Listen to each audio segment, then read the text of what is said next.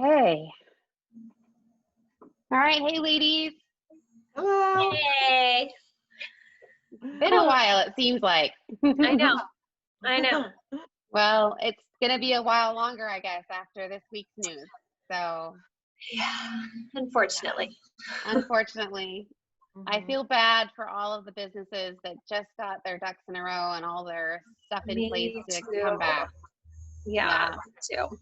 So, I guess I'm going to be a mom and say, stay home if you can and wear your masks all the time so that we can start dialing this back. Get past it.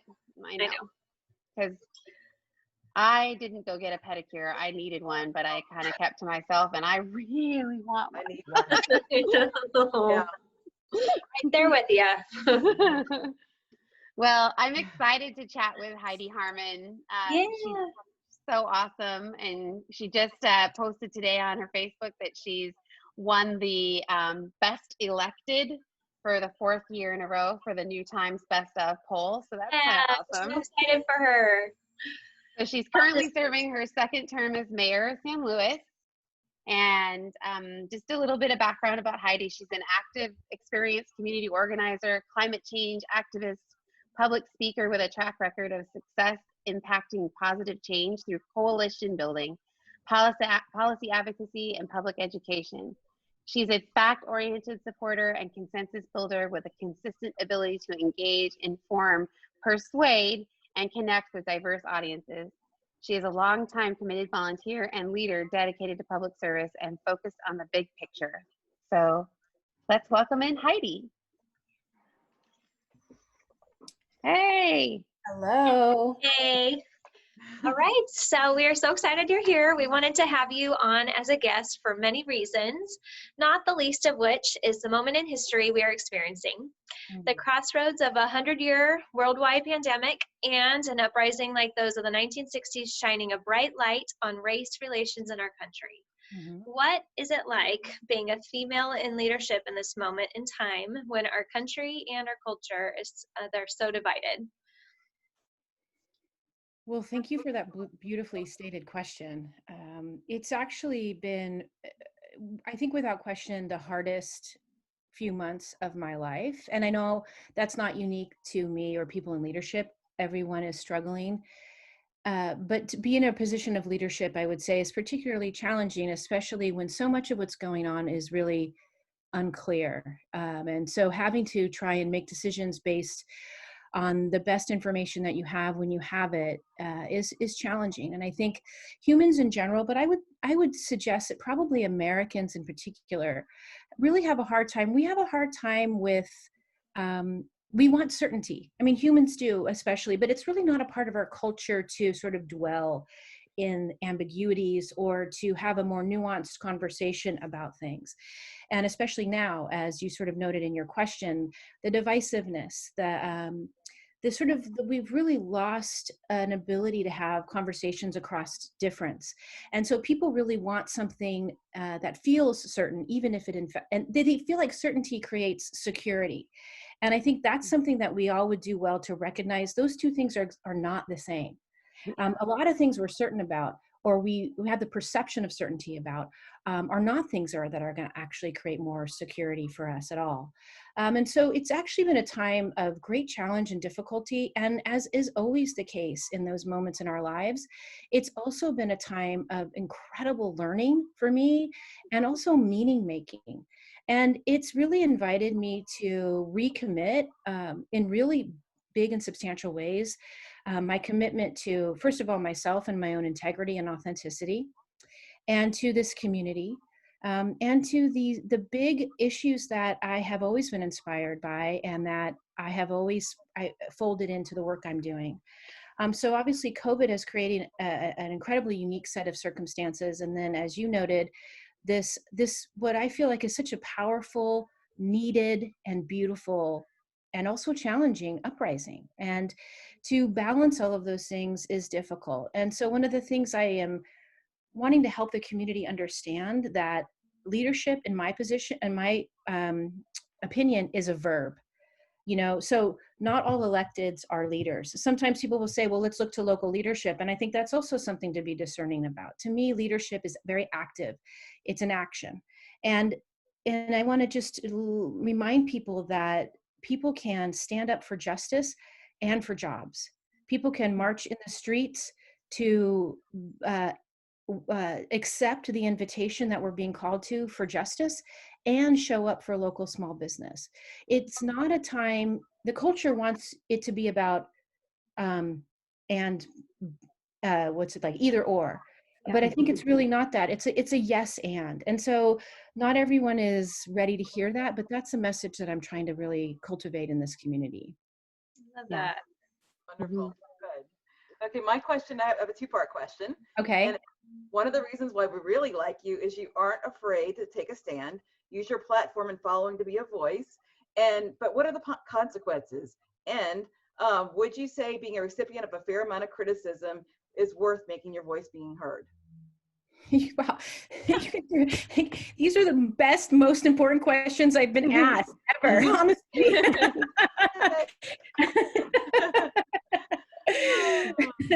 And by the way, some of the things people feel like they can say from their keyboards these days, I'm constantly shocked at what people will say. So it isn't, I call it, it's the keyboard cowards, right? It's easy for anyone to do that from the privacy of their own home, and especially if they're anonymous or essentially anonymous, right?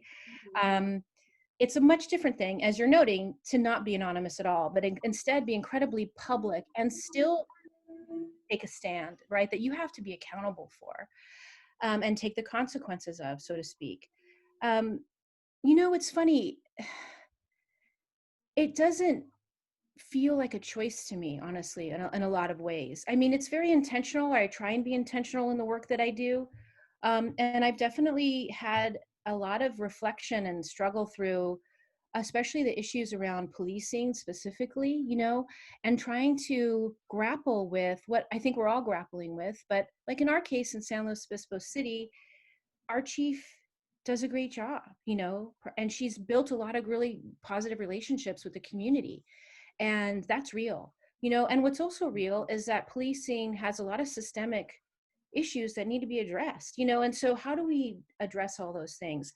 And so taking a stance on a lot of that has been incredibly difficult. And to be honest, in terms of the impacts that you're asking about, it is questionable as to whether it's worth it. Some days, I feel like my health, I feel it in my body, like the stress and the emotional and psychological impact of what the repercussions of taking a stand in this moment have been immense. And I have definitely had days where I wasn't clear at all that it was worth it, where my parents actually have even been concerned about me and encouraging me that maybe it's time to move on to get a real job, as they would say. I mean, they're proud of me, but and on top of everything else, this job doesn't really pay in a significant way. So it adds a lot of complexities to my life. But in the end, I'm 50 this year. And so I think something about getting older too, I feel a stronger sense of trust in the process, and knowing that what's always true in life is that these downtimes don't last either, and I feel like as long as I'm truly believe and to the best of my ability that I've done the right thing, then I can live with that.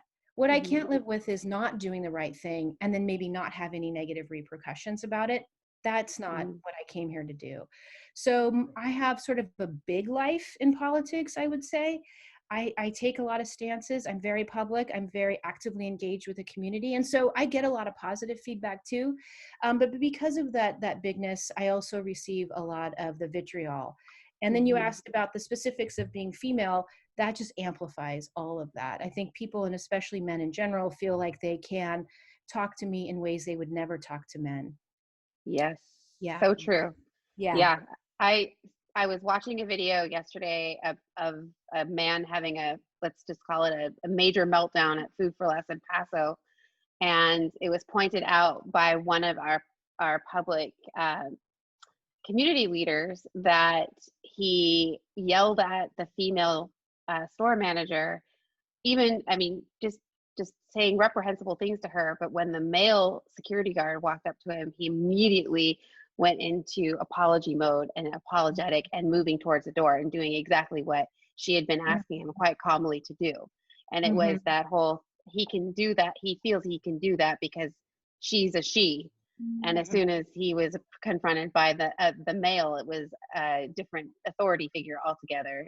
It's just incredible, that dichotomy still. So yeah. And, you know, I definitely come to my work from the feminine, I would say. And that's something that's just integral to who I am, but it's also something that I feel is essential in this moment to balance out the masculine. And these gender terms are really limited, and conversations around gender are really changing. But with these limited terms, you know, to have more care, connection, communication, and nurturing and all of those things, I think are essential. We need those. And so I don't shy away from that more feminine approach.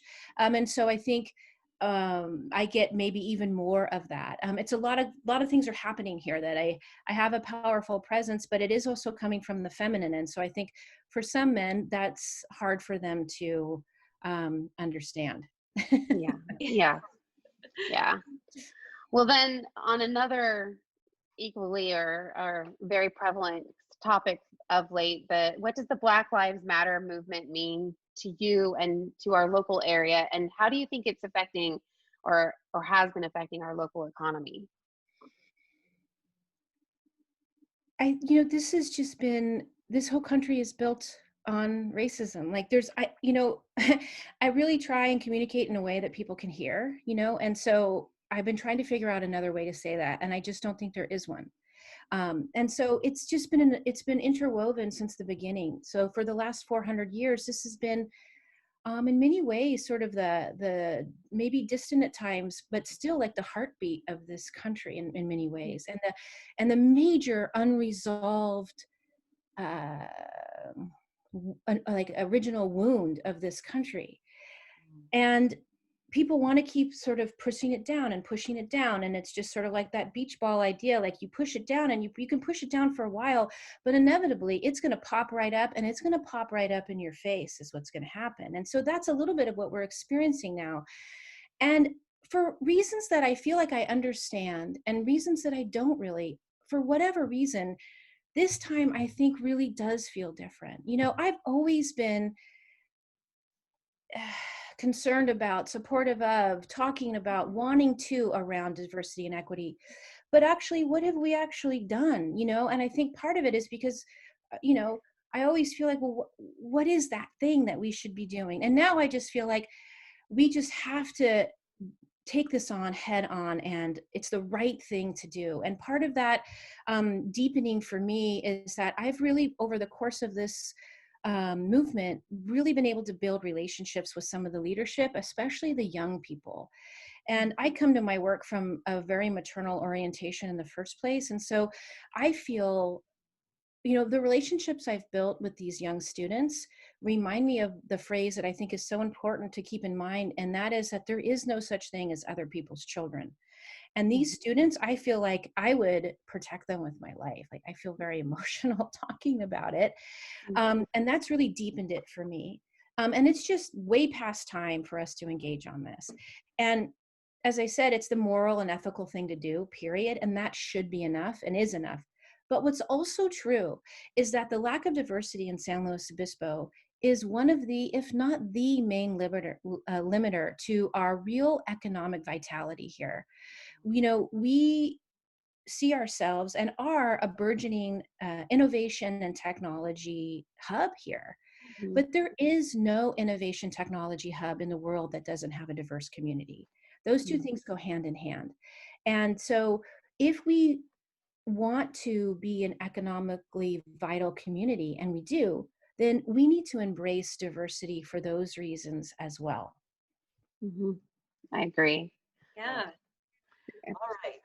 Given the week we've had with revisions and the stage we are in reopening, what is the city council doing, or what is the council doing to assist businesses in their economic recovery? So there are a lot of efforts that the council is involved in, and then also I would say local regional partners like Reach, if you're familiar. So it's not even countywide, it's multi-county-wide efforts to really engage in big picture ways on economic vitality. And luckily, in some regard now, this effort was well on its way before COVID. You know, the closure of Diablo Canyon really created a strong awareness that, okay, we're very reliant on Diablo in terms of our economic prosperity, and we need to make sure that we have a transition plan. And so a lot of these conversations have already been well underway. And so we're really, in many ways, hitting the ground running in those big picture ideas. And the local small business and the SBDC, they're doing beautiful work, really helping facilitate people accessing loans, and also not just loans, but real mentoring in how to traverse this moment for small business. And then the city of San Luis Obispo itself, our economic development director is working constantly all day, answering those one-off questions for businesses, because this, moving back and forth has been very confusing for people. So really helping people understand what is happening, what can happen, and then within those constraints, let's reimagine what can happen. Can we move some of the wellness businesses out to our parks, or even parking lots and things like that? What unusual creative things can we come up with? And I think a good example of that is our Open Slow program. So we've closed off part of the downtown and now have been really very swiftly building parklets all over the place. And that didn't, we're constantly learning and changing. Closing the streets ended up not being the most ideal. So we're leaving that piece behind and just now focusing on the parklets. In addition to looking at the potential of having funding mechanisms potentially in the future, that we might be able to create a loan or grant program for small businesses. And that would mostly be associated with our Slow Forward ballot initiative that will be on the ballot this year too. So looking at, asking the voters, do they want to create an extra source of funding to support small business and other infrastructure projects in the city? So there's a lot, of course, of conversation going on about our local economy in this moment. Does that kind of look like a micro grant program? Is that sort of what that Slow Forward would look like? That's not developed yet. Well, Slow Forward is a small increase in our sales tax that would create a bigger funding mechanism to pay for some of the actual infrastructure that cities always need, and really to retain and maintain what is special about San Luis Obispo. So, and that includes retain and maintain some of our small businesses. So these are some of the ideas. They're not, that particular one isn't solidified yet, but that's the kind of thing we're trying to create and figure out how we can fund those types of things, because the challenge is cities are also being financially really hit hard too, where there's a lot of output and a significant reduced input. So we're all trying to figure out creative ways that we can get through this, and with a shared prosperity. Yeah, wonderful. Thank you. It's so important to pivot, and maybe the street closure didn't work, but I love the parklet idea. So we'll definitely be coming and visiting. So yes, it really, it's going to evolve. Right now, there's a temporary nature to a lot of it, but we're committing to the downtown businesses that they can have that up for a year, regardless of the ebb and flow of COVID. Although I think we're all kind of preparing ourselves that the next year is probably going to be very COVID heavy in terms of what's happening in our lives. So hopefully they will consider investing a little bit and making the aesthetics of all of that really beautiful and inviting for folks. Yeah, that's awesome. Thank you. Well, thank you so much for. Yeah. Thank you, Heidi. This has been so great. We just truly appreciate your time and know that you have to run to an emergency council online meeting. But our audience really appreciates getting to know you and your perspectives a little bit better. So thank you so much, and thank you for the opportunity. Yeah. Awesome. Thanks, Heidi. We'll be tuning in tonight for your meeting with Bettina. I love Bettina. Yeah, she's great. She is awesome. Super. So you're a 1970s baby as well?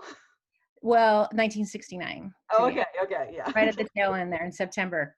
Well, Shannon just celebrated 50. Oh, you did? Oh, happy birthday. And then Michael is turning 50 in about a week. So okay. You're in good company. Well, That's a good year. Michael is like my new best friend and confidant. Oh. Oh,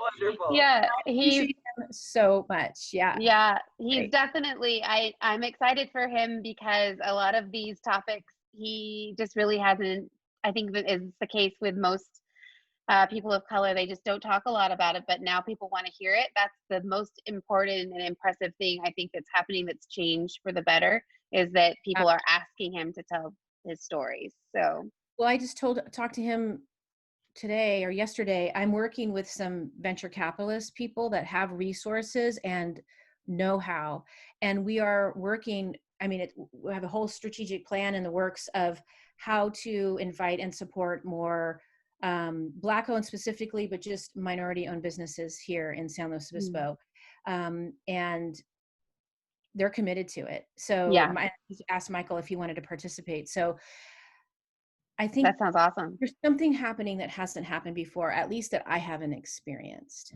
Yeah. So I think some actual meaningful, concrete things are going to come from all of this. So I agree. Yeah. Awesome. All right. Well, thank you, Heidi. for the opportunity. Yay. Okay. Yes. Okay. Bye. Bye. Bye. This is Ashlea Boyer. Jordan Hamm And Shannon Bowdey with the Pismo Beach Homes team.